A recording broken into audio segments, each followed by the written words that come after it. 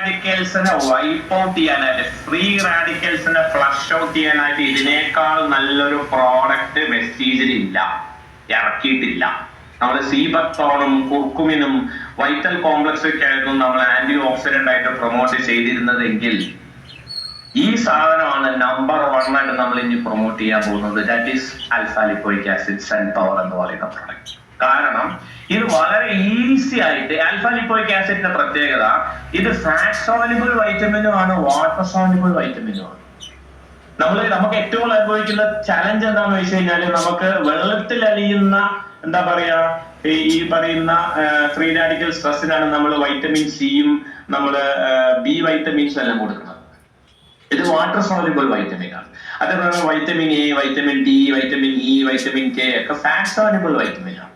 അപ്പൊ ഈ alpha lipoic acid എന്ന് പറയുന്നത് വൈറ്റമിൻ എ ആണ്, വൈറ്റമിൻ ഡി ആണ്, വൈറ്റമിൻ ഇ ആണ്, വൈറ്റമിൻ കെ ആണ്, വൈറ്റമിൻ സി ആണ്, ബി വൈറ്റമിൻസ്. ഈ 6 വൈറ്റമിൻസിന്റെയും എന്താ പറയാ ആന്റി ഓക്സിഡന്റ് ബെനിഫിറ്റ് സിംഗിൾ ഷോട്ടിൽ ഒരൊറ്റ പ്രോഡക്റ്റിൽ നിങ്ങൾക്ക് കിട്ടുമെന്ന് പറഞ്ഞാൽ ശരീരത്തിലെ തലമുടി മുതൽ നഖം വരെ എവിടെയൊക്കെ നിങ്ങൾക്ക് ഫ്രീ റാഡിക്കൽ സ്ട്രെസ് ഉണ്ടോ അതിനെയൊക്കെ ഉന്മൂലനം ചെയ്യാൻ, ഇതിനേക്കാൾ വേറെ നല്ലൊരു വാക്ക് ഉപയോഗിക്കാനില്ല, ഇതിനൊക്കെ ഉന്മൂലനം ചെയ്യാൻ ഏറ്റവും നമ്പർ 1 പ്രോഡക്റ്റ് വേറെ ഒന്നുമല്ല ആൽഫ ലിപ്പോയിക് ആസിഡ്, നമ്മുടെ സെൽ പവർ എന്ന് പറയുന്ന product.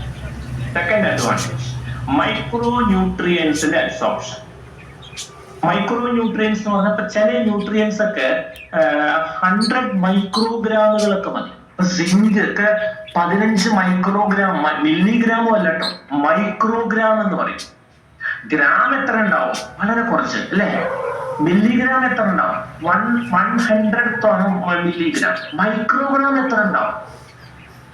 1/100th of a milligram. നമുക്ക് ഒരു പക്ഷേ ഭൂതക്കണ്ണാടിയൊക്കെ വെച്ച് നോക്കേണ്ടി വരും മൈക്രോഗ്രാമിന്റെ അളവ് കണക്കാക്കണമെന്നുണ്ടെങ്കിൽ.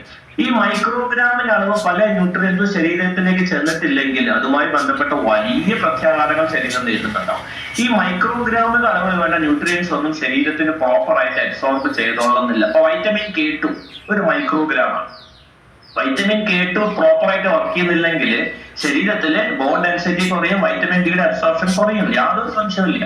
വൈറ്റമിൻ K2 കുറവുണ്ടെങ്കിൽ അമിതമായിട്ട് എന്താ പറയാ ആർട്ടറീസിൽ കാൽഷ്യം ഡെപ്പോസിറ്റ് ഉണ്ടാവും. അത് വലിയൊരു പ്രശ്നം. ഭാവിയിൽ ഹാർട്ട് ബ്ലോക്കുകൾ ഉണ്ടാവും, കാർഡിയക് അറസ്റ്റ് വരെ ഉണ്ടാവാൻ സാധ്യതയുണ്ട്. ഒരു ഹാർട്ട് CT ഒക്കെ എടുത്തു നോക്കിയാലാണ് നമുക്ക് ആർട്ടീരിയൽ കാൽസിഫിക്കേഷൻ ഉണ്ടോ എന്നൊക്കെ മനസ്സിലാക്കാൻ സാധിക്കും. ഇതിനെക്കുറിച്ച് നമ്മൾ ചിന്തിക്കുന്നുണ്ടാവും പോലുമില്ല.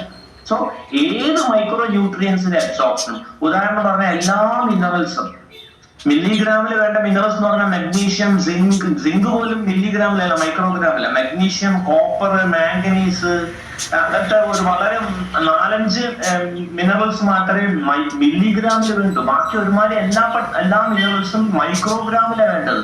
ഈ മൈക്രോഗ്രാമിൽ കൊടുക്കുന്ന സാധനം ശരീരം പ്രോപ്പറായിട്ട് അബ്സോർബ് ചെയ്തോളന്നേ ഇല്ല.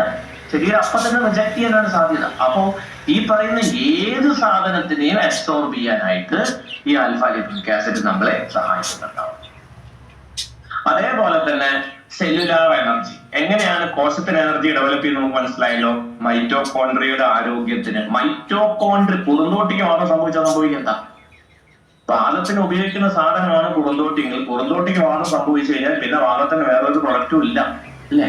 അതേപോലെ തന്നെ മൈറ്റോകോൺട്രിയക്ക് ഫ്രീ റാഡിക്കൽ സ്ട്രെസ് വന്നാൽ മൈറ്റോകോൺട്രിയക്ക് ഒരു ജയിലിനകത്ത് അടച്ച പോലെ ഉണ്ടാവും. മൈറ്റോകോൺട്രിയക്ക് പ്രോപ്പറായിട്ട് ഒന്നും വർക്ക് ചെയ്യാൻ സാധിച്ചോളുന്നില്ല.